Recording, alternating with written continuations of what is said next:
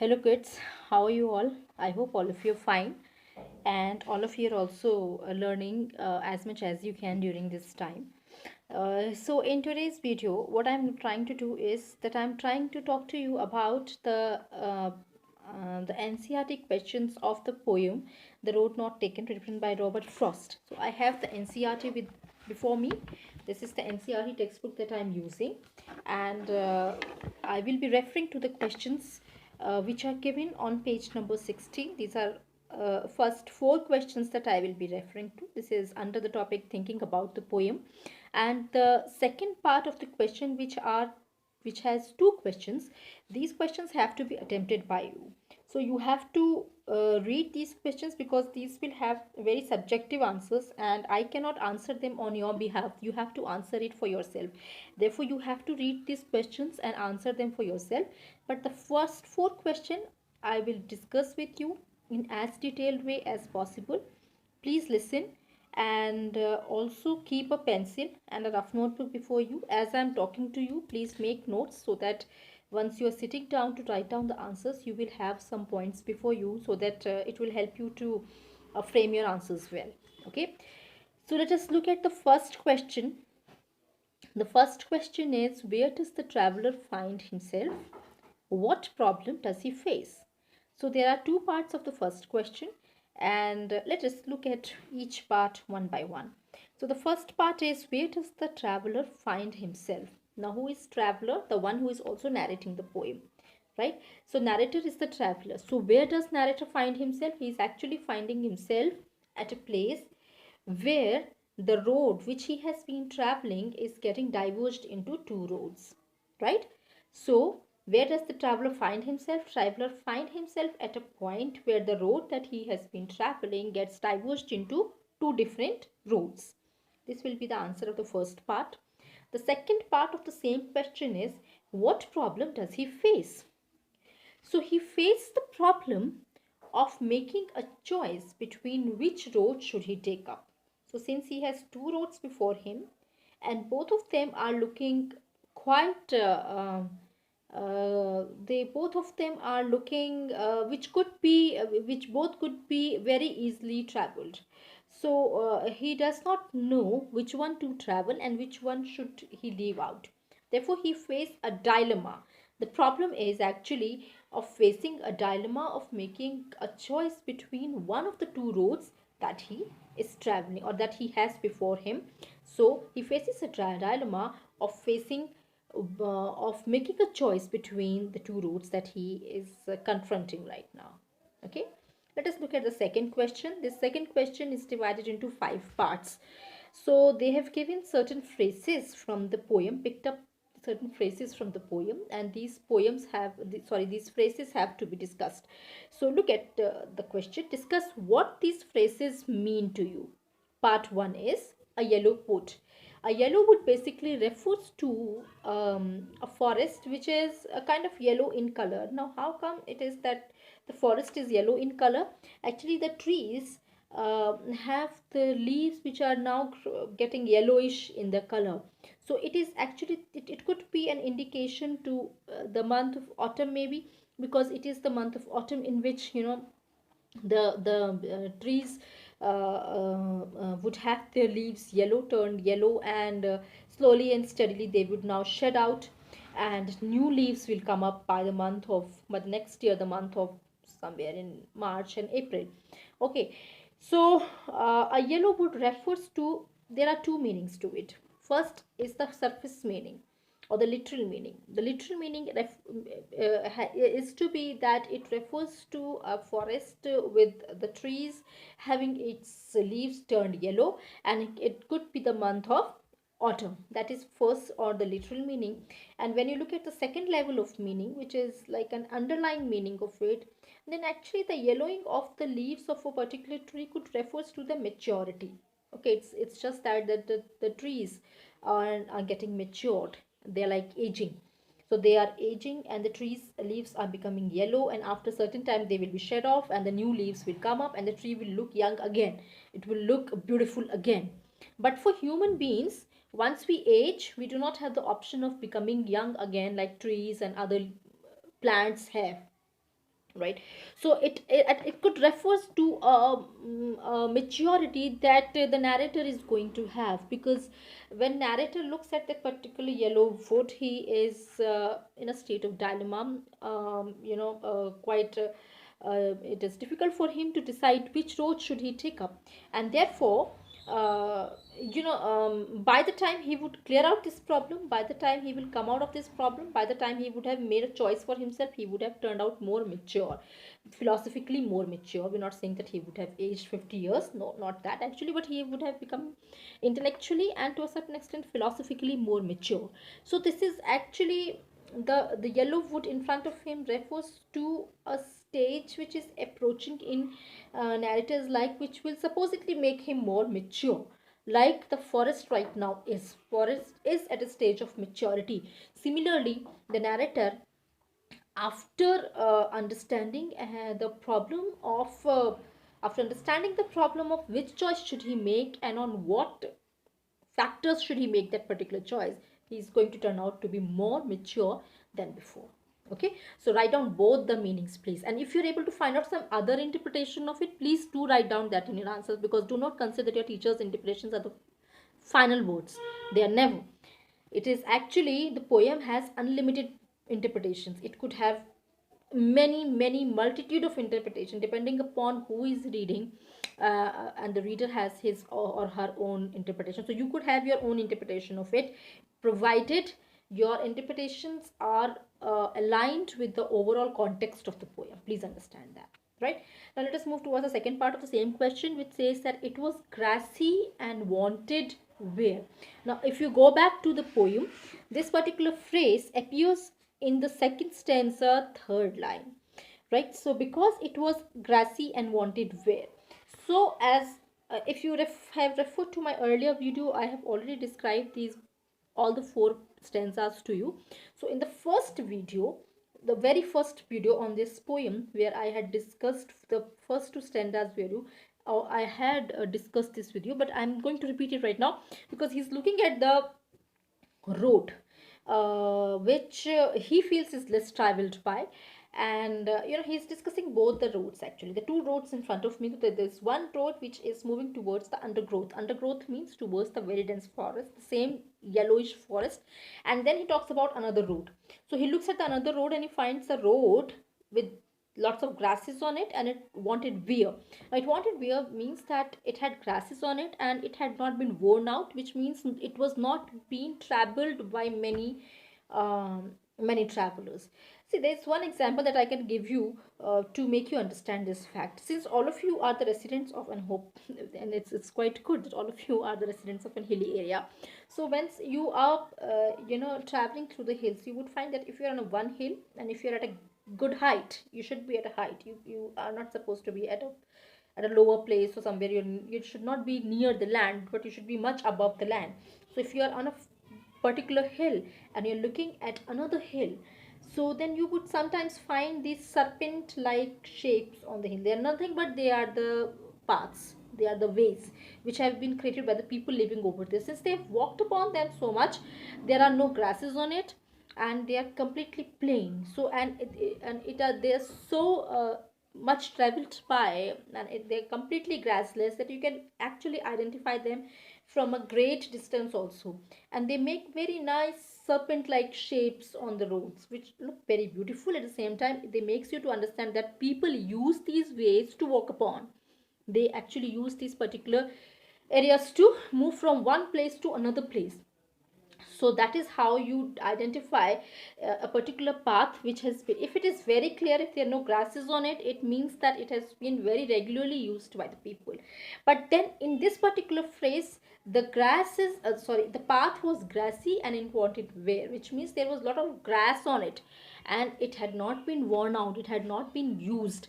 Therefore it is a reflection of the fact that this particular path has not been used by many people, which in turn means that this particular choice has not been picked up by many people. I hope you're understanding. Therefore, in the second part of the same question, it is saying it was grassy and wanted fair. Please write down both the meanings. Do not just confine yourself to the literal meaning of the poem. You have to write down the meaning which is underlying also. So when it's saying that it was grassy and wanted where, you have to write down that it is a reference to the road which had grasses on it and it was not being traveled by many people. So in turn it is also a reference to a choice which the narrator feels has not been picked up or has not been chosen by many people. So write down both the meanings of it. Let us move to the third one, the passing there. The passing there also, if you move back to the poem, it is just the next line after that, second stanza, fourth line, because it was grassy and wanted where, though as for that the passing there refers to the travelers who are moving. Okay, so passing there means those people who have passed over that particular way. Therefore, the passing there refers to the people or the travelers who would have passed on that road, or who would have passed that road. So, here it also means that people picking up the choice. Okay, so it's passing there means the making of a choice. So since many people have not passed, which means many people have not made the choice. So once again, I would urge you to write both the meanings. Don't just confine yourself with one literal meaning, because that is never the complete meaning of the poem, and that is not how a poem should supposedly be read out or understood or interpreted. Let us move on to the next one, fourth one. Leaves no step had trodden black. Go back to the poem. If you go back to the poem, uh, this is basically the second line of the third stanza. Why I am continuously taking you back to the poem is that when such phrases are given, it becomes more easier for you to find out the meaning of the phrase only by putting it in the overall context of the poem. You can never pick up a phrase out of its context and then give a meaning. Please never ever do that.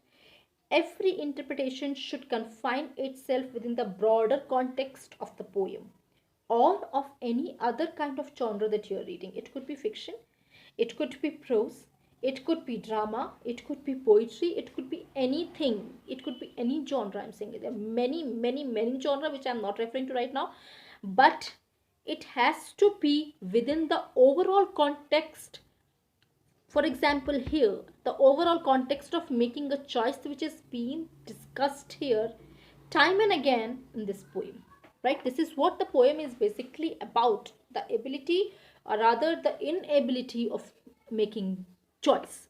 Okay, so this is basically the second line of the third stanza, and when you look at it, it says that, I'm reading both the lines because then it will make more sense to you. And both that morning equally lay in leaves no step had trodden black. Now this, in this particular stanza, third stanza, he's looking at a particular, he's once again looking at both the roads, or both the paths, and he realizes that both the roads looked alike. They looked same, they were approximately same. And in leaves no step had trodden black, which means that once again it will mean that not many people had walked by that particular road, because the steps of the people, if they would have walked over there, the grasses would have been vanished, or they would have been damaged, or they have been crushed at least. But then no grasses have been crushed, or the steps have not been mentioned there, they're not visible there, which means many people have not walked over that road. So in leaves no steps had trodden black, which means that in leaves therefore absolutely no signs of people having walked over there, which again mean that either very few people have walked over there or no people have walked over there. Okay, if very few people have walked, then there also you will not be able to find out the indication of people having walked by. It is only visible to you when many people have walked on that, and it has been used very regularly by the travelers. So actually in leaves, no steps had turned black, no steps were actually seen out, there were absolutely no steps that were being seen. It is again a reference to how this particular uh, road has not been traveled by many people, and this particular choice has not been picked up by many people. Look at the last one, the fifth phrase, how we lead on to way. How way leads on to way. If you find this out phrases of this particular phrase in the poem, this is again the fourth line of the third stanza of the poem. Let me read out for you. Oh, I kept the first for another day, yet knowing how way leads on to way, I doubted if I should ever come back. Okay, by now in this particular stanza, he's still confused. What should he do? Which way should he take up? And he is actually, in a way, regretting the fact that if he picks up one choice, that he will not be able to pick up the another one. There are two ways before him, right? Now if he is deciding to leave one for another day means that some other time he will come back and travel and try to find out what happens on that particular route. But then he is deciding to pick up the second one. Okay, so what happens is that he feels that probably I would never be able to come back and pick up the first one, because in that ways I would have actually progressed in life, and I would not come back at that point of time and travel the left out road. But he knows that one way will lead to another, which means that later on, somewhere ahead in life, somewhere ahead on that road, probably this one particular road will eventually lead to this particular road also.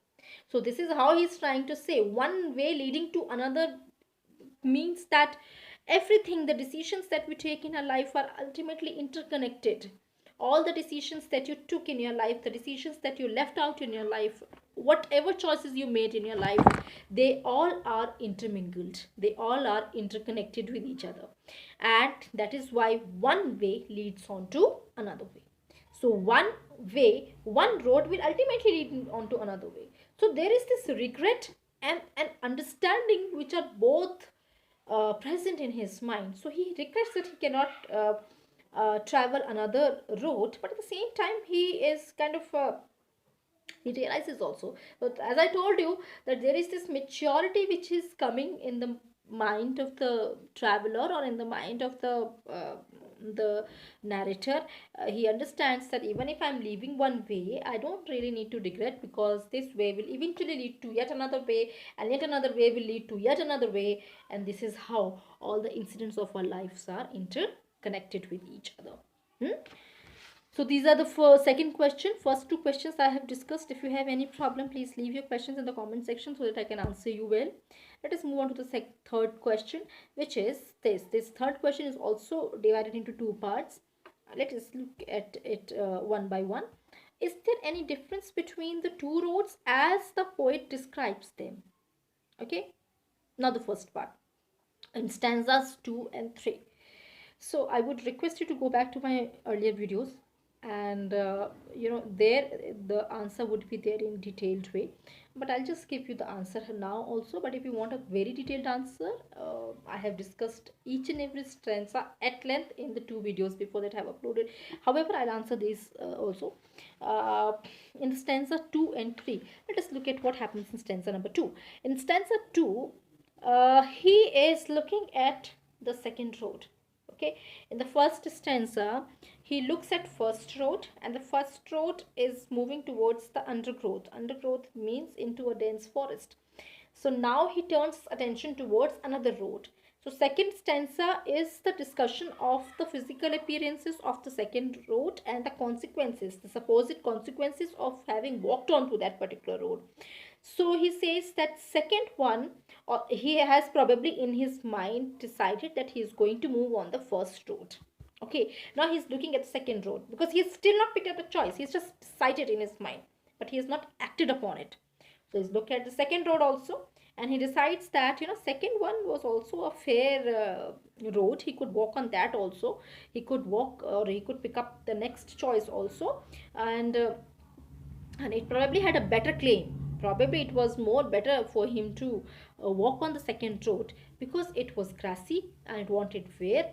Because it was grassy, it had lots of grasses on it. Not many people had walked on it, and it has not been availed. This particular choice has not been availed by many people, since many people have not walked on that. And if many people would have walked on it, then it would have been like the first road itself. Since many people have not walked, therefore it is looking very worn out. It is looking as if it's looking grassy, and it is something which is in need of having traveled by many people. Since many people have not walked, therefore it is looking like a very unused road.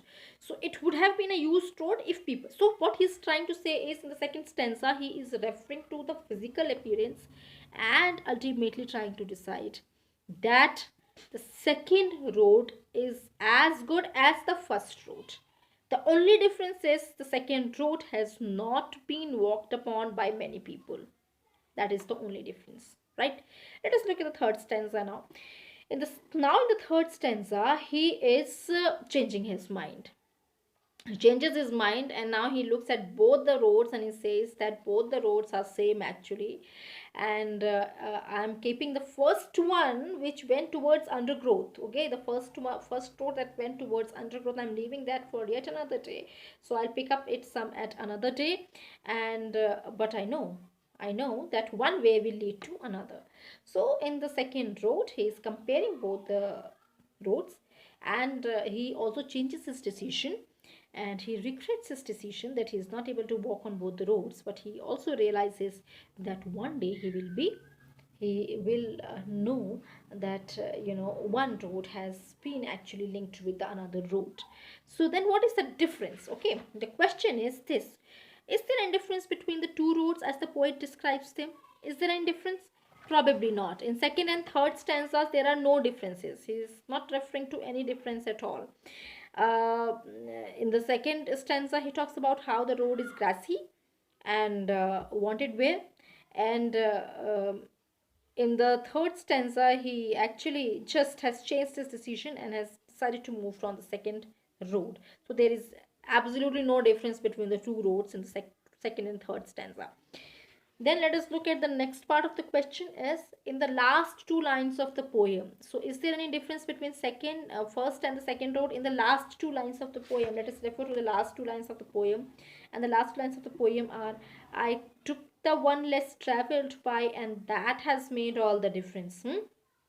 He's saying that I picked up the second road, and this is what the difference has that has made the difference in my life. So he's saying that whatever my life is today is because of the decision I made at that point of time. So then, is there any difference between two roads? Well, probably not.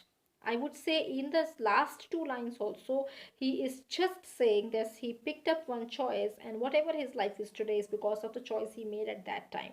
Okay, so he's just going to remember how on one day, very, very many years back, on one day he was traveling and he found his road being diverged into two, and he picked up the one which was not being used by many people, and that has made all the choices. So probably he picked up a very unconventional choice. The reference to or the decision to go towards a road or to use a road which has not been picked up by many people could be a reference to picking up of a very unconventional choice. As I said, that is all, it has made the difference. Okay, so if we move back to third question again, let us look at the third question again. Is there any difference between the two roads as the poet describes them in stanza 2 and 3? Not very different. There's not a lot of difference between the two. Most of the times, both the roads are same, almost they are same, and they have the equal claim, or they have the equal claim on the narrator's decision. In the last two lines of the poem, well, the two roads have not in the last two lines of the poem, the two roads does not seem to have any difference, um, because he says that he just picked up one and he could not travel both the roads. So is there any difference between the two roads there in the last two lines? Well, there is no seemingly any difference. Seemingly there is no much difference over here. Okay, let us move on to next part. But however, in the third question, both the parts have to be explained. Both the stanzas have to be explained in detailed way by you, and then decide if there is a difference in it. So we have decided that in second stanza and third stanza there is not much difference in the two roads, and in the last two lines also There is actually not much difference. Actually, in the last two lines, two roads have not been referred. Only one road has been referred, and that one road is the road that he decided to travel. So therefore, there is, I don't think there has been any difference as such that has been described in last two lines also, right? But read again and find it for yourself. You can have a different answer for you, provided you are able to substantiate your answer from the incidents of the poem or from the examples from the poem. Let us look at the fourth one and the last question of this particular text. What do you think the last two lines of the poem mean? Looking back, does the poem regret his choice or he accept it? Let us look at the last stanza again. I shall be telling this with a sigh. Somewhere ages and ages hence, two road diverged in a wood, and I took the one less travelled by, and that has made all the difference. Do you think there is a sense of regret here? To a certain extent, yes, there is a sense of regret. There is a sense of regret because the regret is of not being able to walk on another road which he has left out. But it is not just this difference, there is also a understanding, there is also a maturity, there is also a realization, and the realization is about how in two roads got diverged, and he picked up a choice, and whatever the choice he has made, he is also happy with the choice because he knows that whatever he is in his life at that time, it is all because of that particular choice. So I feel there is a mixed feeling in his mind. He has sense of regret, but at the same time there is an understanding. I feel the narrator being more matured at the end of the poem than he was in the beginning of the poem. Within the space of some four stanzas, he has understood that he can only make one choice, inevitable. That is quite normal and inevitable. He cannot walk on the both because he's just one person. He's an one individual.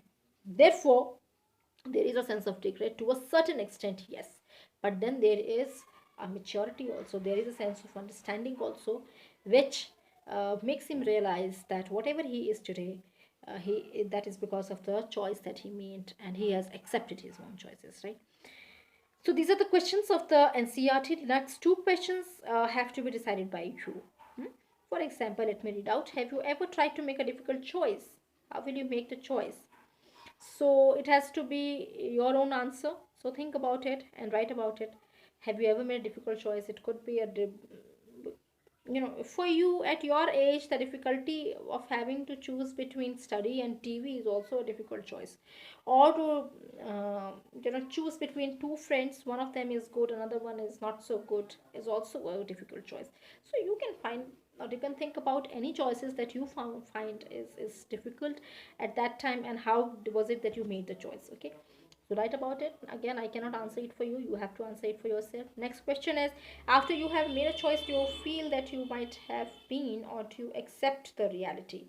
Do you feel after you would have made that choice, do you think, have you regretted that choice? That's what the question is asking. Have you regretted that choice, or you are all right with it and you have accepted it? Once again, it has to be your answer, I cannot answer it for you. So please do write down these all the 6 question answers, and along with that, I'll also supply some extra set of questions to you which you need to write down. And if there is any problem, still if there are any problems, please do ask me. Feel free to ask me at any time. I'll be more than happy to answer your questions. Thank you so much for watching this video. Have a very wonderful day ahead.